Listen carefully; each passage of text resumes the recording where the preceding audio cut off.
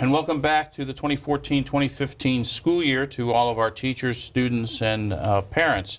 My name is Jim McKenzie. I'm the Education Foundation Executive Director, and with me today is Dr. Mark Rendell, the Deputy Superintendent, and Dr. Kevin Perry, who is the Assistant to the Superintendent. And we wanted to talk today a little bit about what the Foundation will be doing over the coming months, what our schedule is, what our plan is, and how the Foundation's involvement in student activities help to make them successful and put them on the right road to the community. Gentlemen, thank you for being here with me today. Always a pleasure. Thank you. Wanted to just kind of start, I guess, with our new teacher orientation, which we had just last week. Dr. Rendell, I know that you were in and out of many of the classes. It seemed, as we presented some facts about the Foundation, that we had a very energetic group this year. What were your thoughts? Yeah, we were very impressed with the group of new teachers that we had at NTO, New Teacher Orientation, last week. 277 new teachers this year, and all very professional, very excited, enthusiastic about teaching in St. Lucie County. So we're great to see that. We had some great PD for them, 2-day session. Both days there was training for them about how to prepare their classroom, how to take advantage of all the different resources that we have available for them, but also some sessions on legal matters and those types of things, ethics, things you can do, things you can't do. Teachers are held to a higher standard, than some other professions, so they were given some training on that. But I think, and we did that with our union partners. CTA was a part of that, and they gave some sessions as well.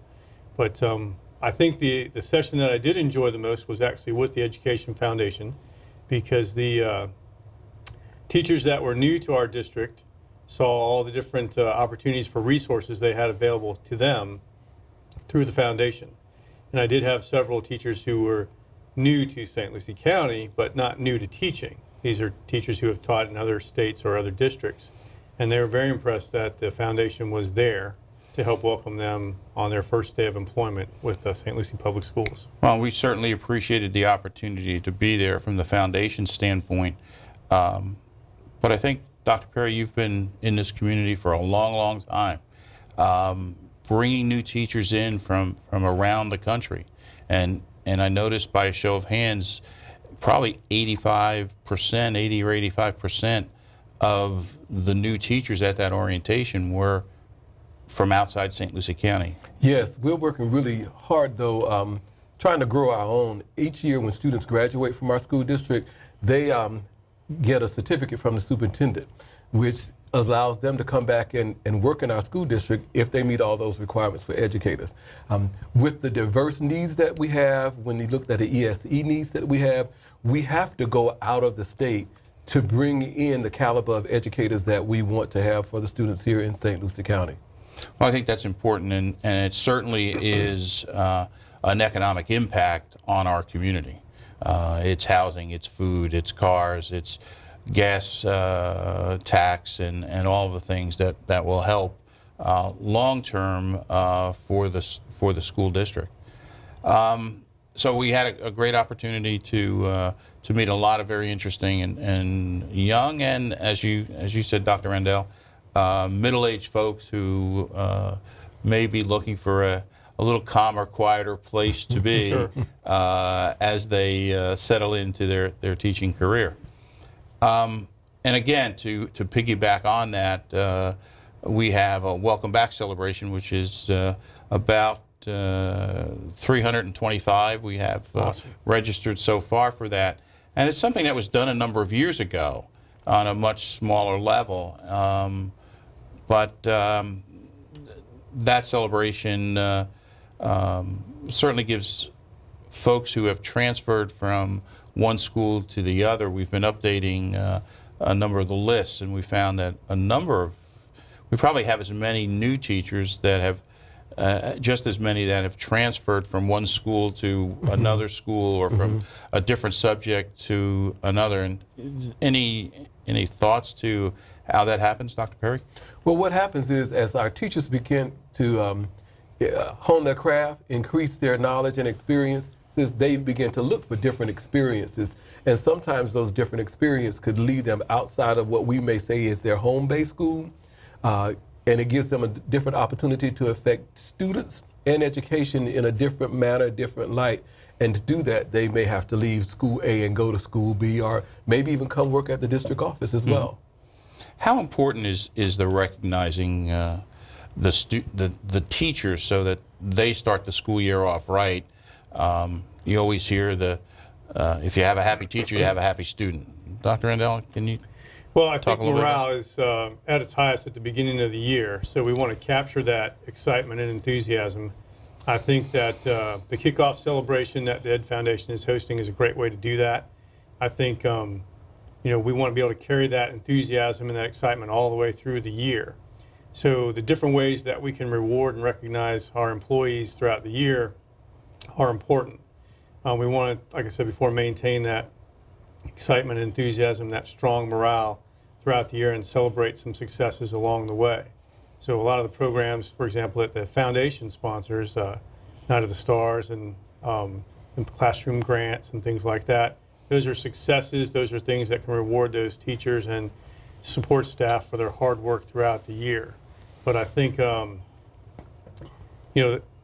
happy teacher would be, would lead to a happy classroom, so to speak. But I think it's more than about being happy. I think they want to feel valued. They want to feel that the work that they do is valued. And I think that's one of the things I've seen the foundation do over the last few years is come up with some different ways to make sure that the teachers feel that they're supported or valued by our community. I think,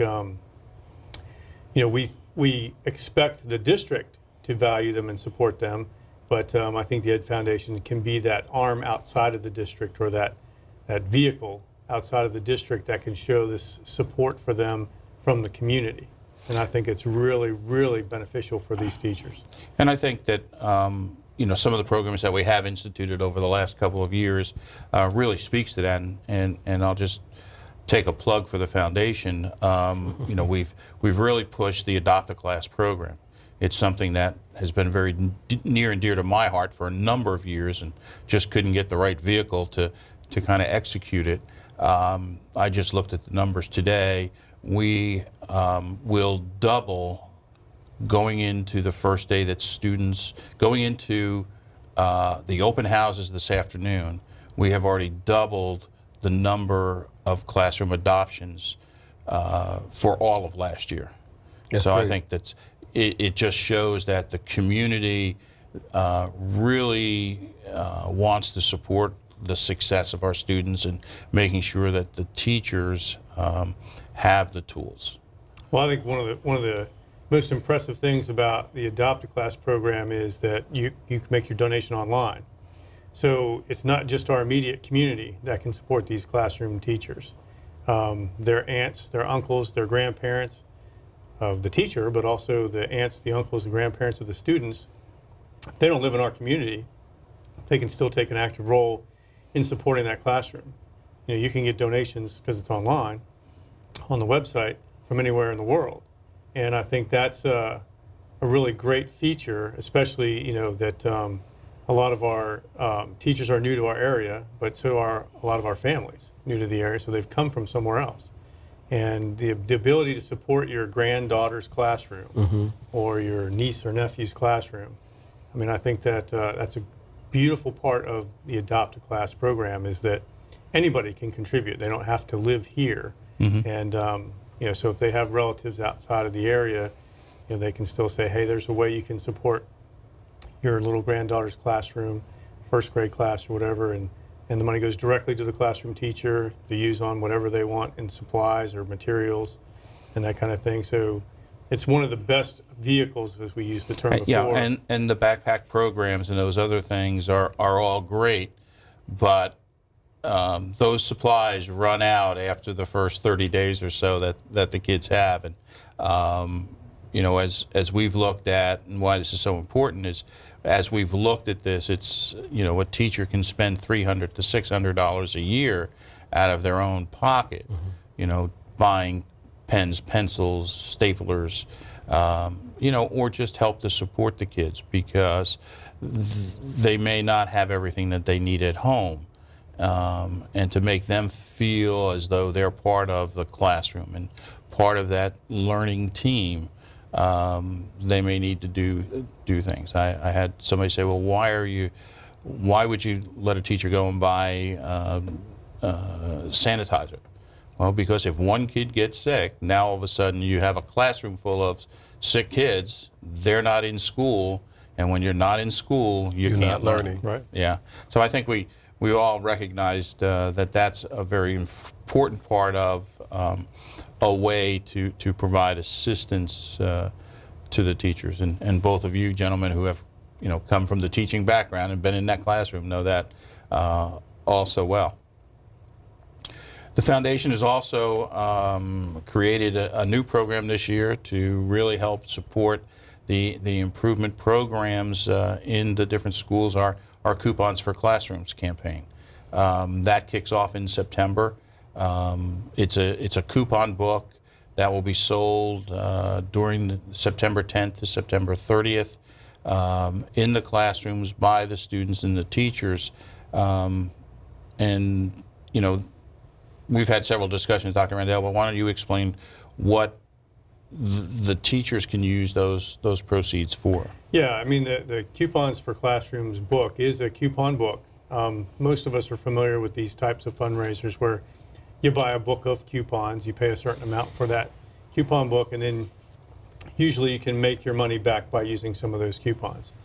Well, the beauty of this program is not only is whoever buys the book is going to be able to make their money back with the coupons very quickly, but the proceeds from the coupon book are going to be given to the schools so that they can use at their discretion. And the school principals will fund projects that impact student achievement.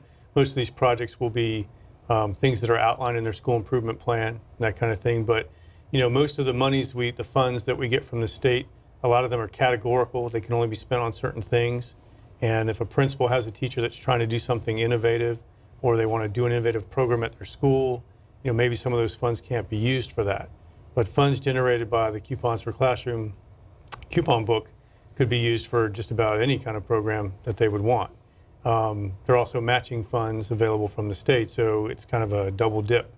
You make a certain amount of money off the coupon book, then you may be able to get matching grant funds from the state through the foundation. The thing that is interesting about our coupon book that's different than most of the other Treasure Coast books is this coupon book is only St. Lucie County businesses.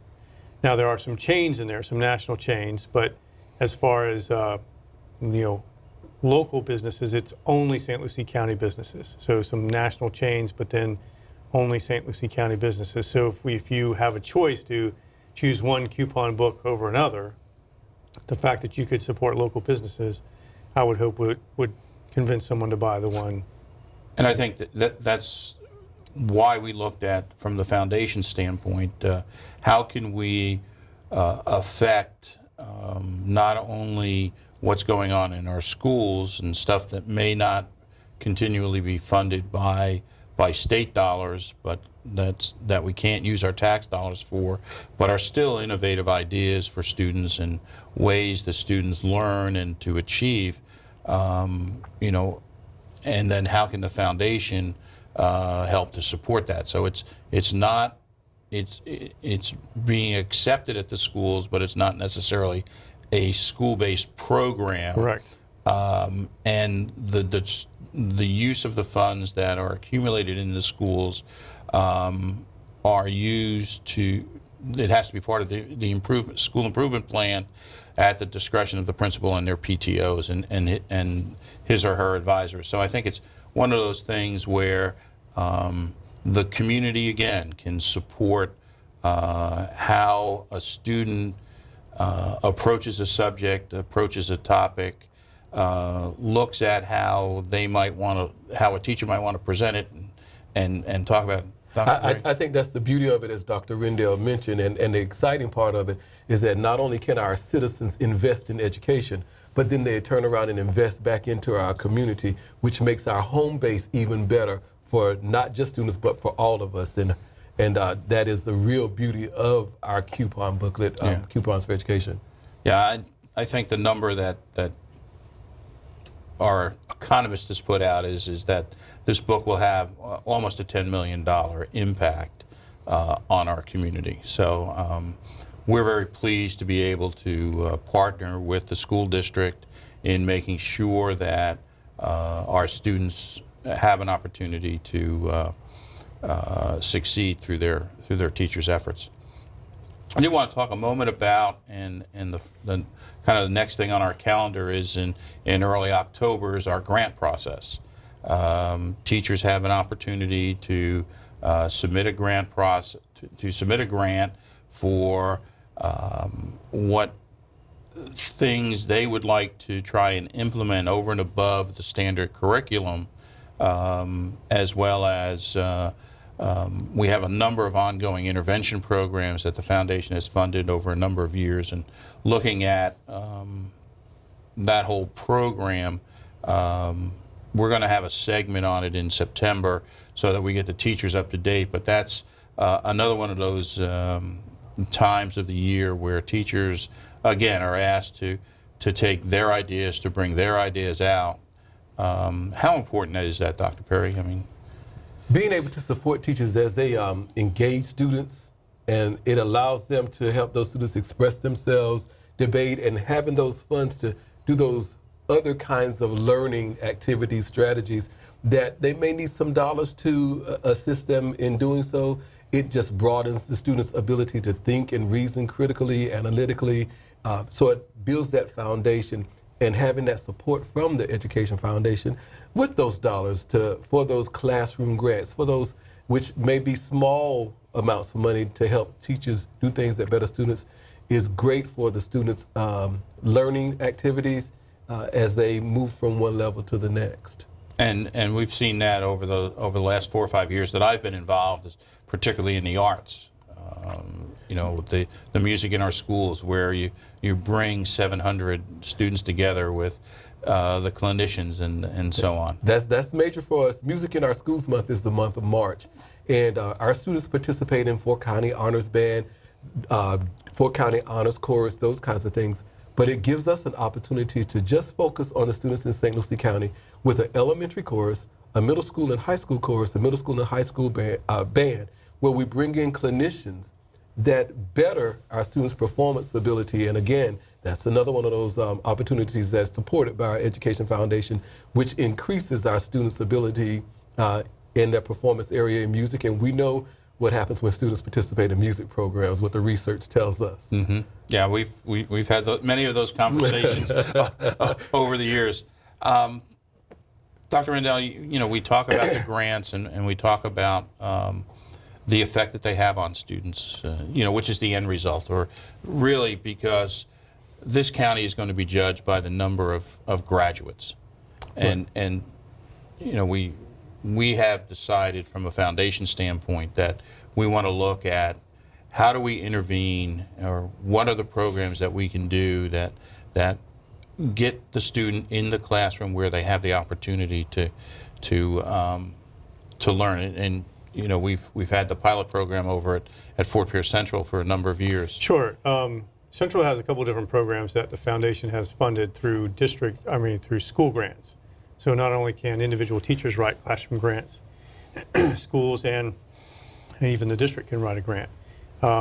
The Welcome Center at Fort Pierce Central has been very successful at increasing the attendance of students who are at risk of not graduating. And with their increased attendance, then of course comes increased academic achievement in the classroom, so their chances to graduate go up. In fact, the graduation rate at Central has skyrocketed over the last 3 or 4 years. And we've replicated that same program in several of the other area high schools. One of the other programs that we've replicated is First Generation, and that's where we target some students from families who maybe the mom or dad were not college graduates, but the student has the potential to attend and graduate from college.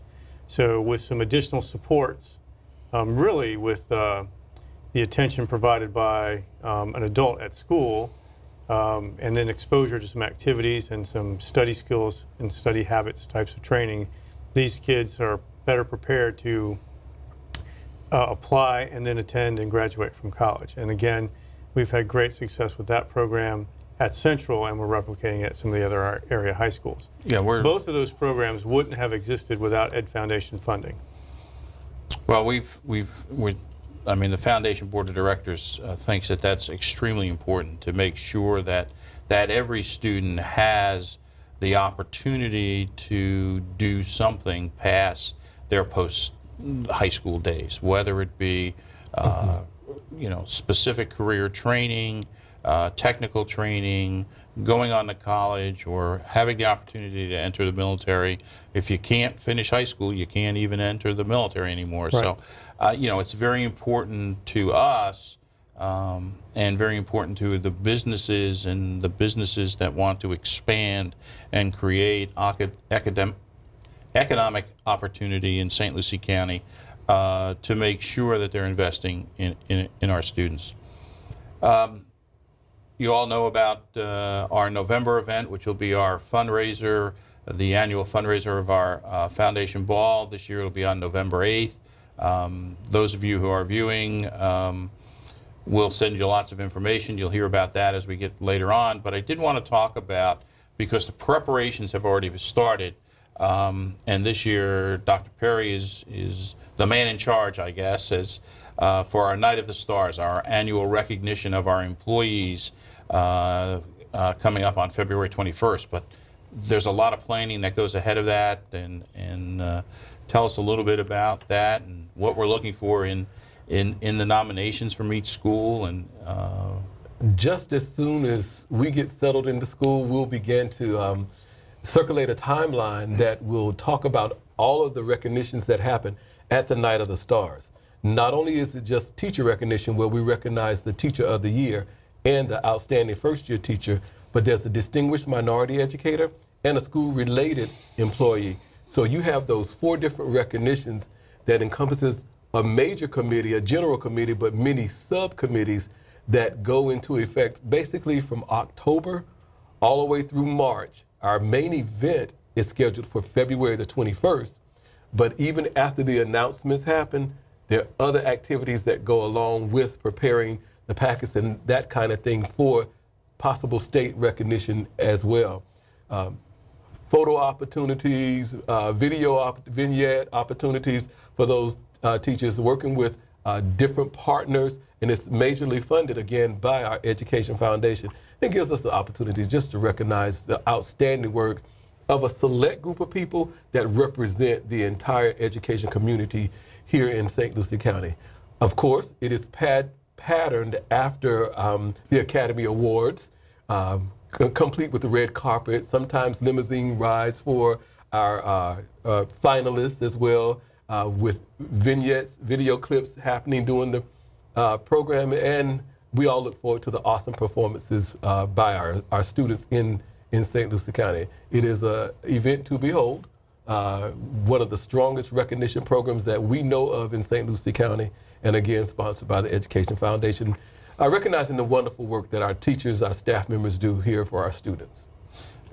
And Dr. Perry, you're a past Teacher of the Year. How important is that? I was going to work that in if you didn't. Yeah. Make sure. I mean, think back to that night, and the name Kevin Perry, Teacher of the Year. Tell us about that? I mean, I think it's important for folks to know how important that really is. Let me preface my statement by saying recognition of the wonderful work that educators do, and I look at everybody that works in the field as an educator. People that transport our students daily, prepare wonderful meals, maintain our facilities, they're all educators to me. They're laying foundational skills for our students. And oftentimes we don't get a thank you from many people. So just that recognition for job well done.